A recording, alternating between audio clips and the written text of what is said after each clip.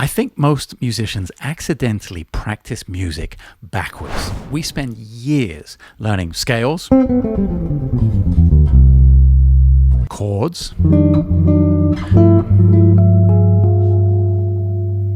tons of theory and exercises,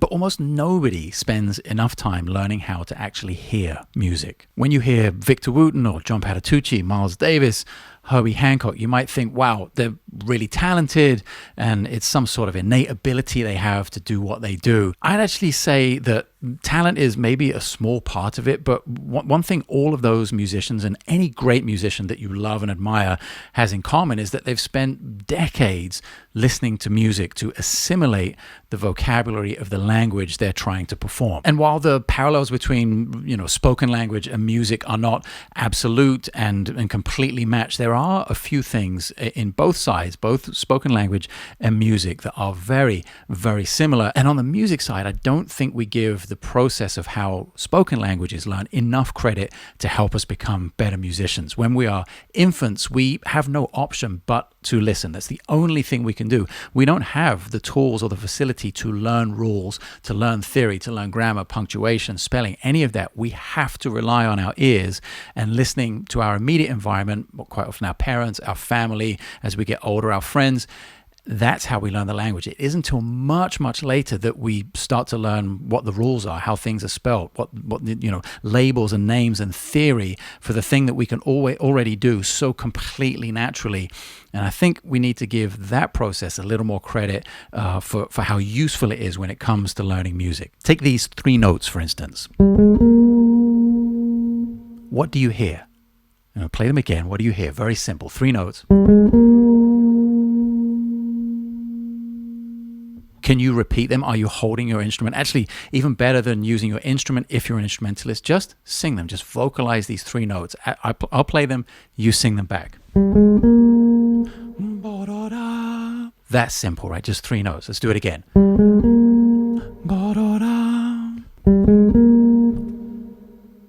That's your moment. Just sing them back. You don't need the instrument even. And guess what? You're listening to music. You're singing it back. You're having some comprehension of it. And congratulations, you are transcribing. You're learning by ear. That in its most basic form is what all of this is about. The entire process, my actual entire process of learning music throughout the course of my life and my career comes down to this simple process. Being able to listen to any piece of music, vocalize it, sing it back, then maybe take it to the instrument, which is the next step. Then maybe it's going to get more complex, a little more dense. Let's actually do the same exercise, but with 5 notes this time.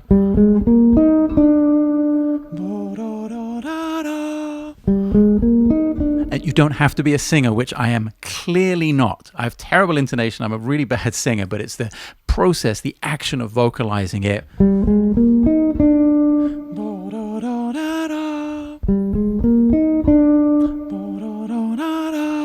That gets you comfortable with the rhythm, the pace of it, the density of it, the basic pitches of the notes. And if you are an instrumentalist, if you're a guitarist, bass player, piano player, whatever it is you play, the next step of taking it to your instrument becomes so much easier, so much closer, because you already have the rhythm, the pitch, everything going on sort of innately in your head already. And those are just random 3 and 5 note examples. If I was to improvise a melody right now, I'm pretty sure you could use the same process and sing it back. I have faith in you. Don't get overwhelmed by it. It's exactly the same thing as we've just done. It might just be a little longer, a few more notes. Let's see what we come up with.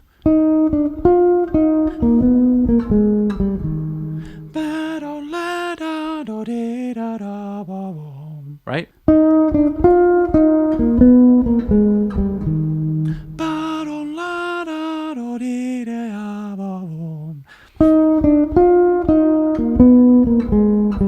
And maybe you saw there, I was actually, as I was singing it back, my fingers were kind of going to the same place that I'd use to play it on the neck. I was playing air guitar kind of thing. And when I'm away from the instrument, that's I have that connection now. I've been doing it long enough that I'll be able to sort of feel where those notes are roughly. I don't have perfect pitch. I don't know exactly what key they're going to be in, but intervals I can start to feel as a physical manifestation in my fretting hand.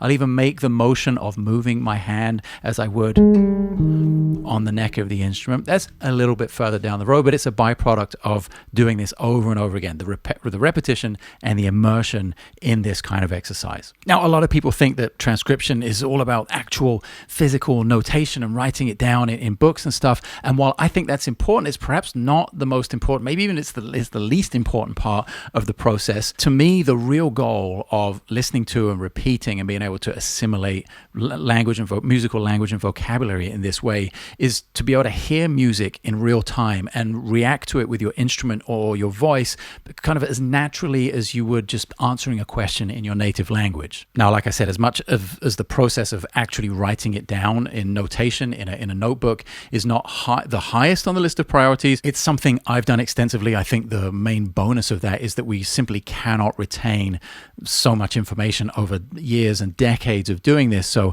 when I look back at some of my scribblings, some of my notes, there are things that I transcribed 10, 15, 20, even 30 years ago, even if it's just a tiny melody. This one says folk song, for instance, and this one is just some chords with some rhythms next to it. I can dive back into this 30 years later. Well, look at this. This one's even has a time stamp on it. I've said Woody, so that refers to Kenwood Denard, the drummer that I was working with at the time, and it says February 9th, 2001 at 12 a.m. That was when I was writing this down, and it's a pattern of 9. It's a rhythmic pattern of 9. I actually remember that. And this is 25 and a half years later. I can look at that and I could dive into that and get re-inspired by that rhythmic pattern, and it then again it means something to me once again. So the byproduct of this, the bonus of writing stuff down in literally dozens of these books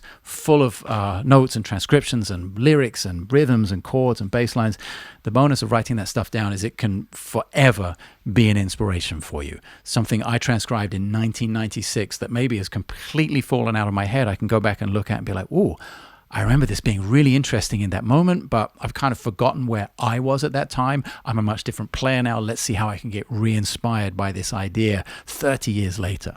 And essentially what these things are is they're not notebooks. This is like 30 years of me becoming the musician that I am today. Now, if I was going to give you one thing to work on in this video, one actual lesson, something we could call a lesson, I would encourage you to get into active listening. As I get older and as I have more responsibilities outside music, my time for practice, my time for sitting there and being super zen and quiet and really listening in detail to music is kind of limited. So these days, I never go anywhere without a set of headphones, have the earbuds here and my phone. I know that is a reality for most people watching, and the ability to dial into something consistently over time. Say you have a commute, you're going to the gym, you're going for a run, whatever it is you're doing. I like to listen while I'm cooking and basically whatever it is I'm doing. I'll get into the zone of listening to one thing, like putting one thing on repeat over and over and over again. If I'm not listening just purely for pleasure, if I'm really listening, like I said, active listening to learn, listening to eventually get that music into my playing or learn that song for a tour or for a show or a recording session. It's this process of being consistent a little bit every day, making sure I have the tools to do that, the phone and the earbuds, wherever I am. So when the time does come up, I'm not just doom scrolling my phone. I'm actually making use of the time with active listening. And I would encourage you to maybe pick just one song, maybe something on the easier side. Like, don't push yourself too hard right in the beginning. Get used to the process before you fill up the intensity level of active listening, and really get yourself to listen way more than you think is necessary. The first time you think, oh, I've kind of got this, now listen again for as much as you've been listening before. Double up the listening, because then you are really going to have it inside you. The rhythm, the melody, the form, the basic idea of the harmony, and start to try and pick things out. Are you a bass player like me? Start to try and sing some of the bass line. Are you a piano player? Let's start to, go back to the bass line, get the root motion, maybe have the melody as well, because you might be called on to play both of those things. Are you a saxophone player? Are you a singer? You need to know the lyrics, learn the lyrics, get the melody down. That is what I'm talking about with active listening, little by little, and using your time really, really wisely. It quadruples, triple, whatever. It just expands the amount of time you can spend working on music by having these simple listening tools, phone and earbuds, and spending that time listening to a very small amount of information, but repeating. Repetition and immersion are kind of your two best friends here when it comes to learning music, assimilating the vocabulary, and getting that into your playing. And everything I've been talking about in this video so far is the reason I wrote this book, How to Transcribe. Like with most of my books, when I write them, I do it because they are genuinely the tools that I use to learn the information contained in them.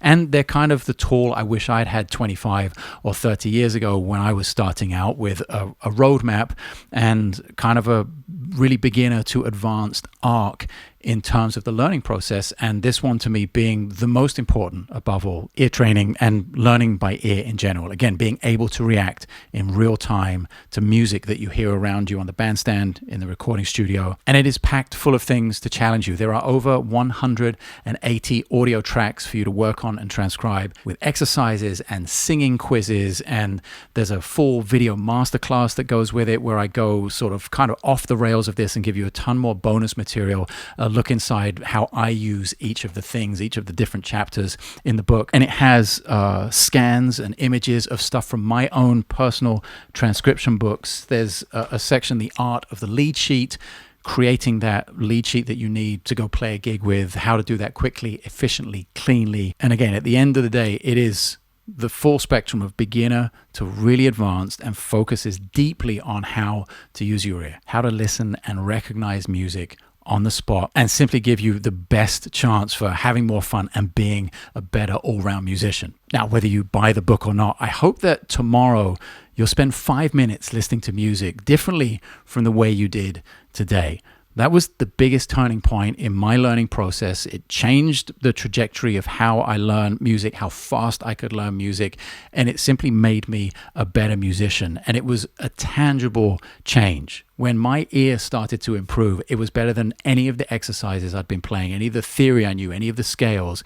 It was an ability to instantly recognize music that was happening around me and have fun with it, be able to react to it, be able to be a part of it, and not feel like I was on the outside looking in, but actually being on the inside and really being in control of my playing. Now, if you'd like me to guide you through the rest of the process, that is, again, exactly why I wrote How to Transcribe. It's linked below. Physical copies at Amazon, signed physical copies at my website, the ebook at my website, no matter which format you buy it in. It comes with all of the more than 180 audio tracks and the complete video masterclass. Happy listening. Thank you for spending some of your insanely precious time with me, and I'll see you soon.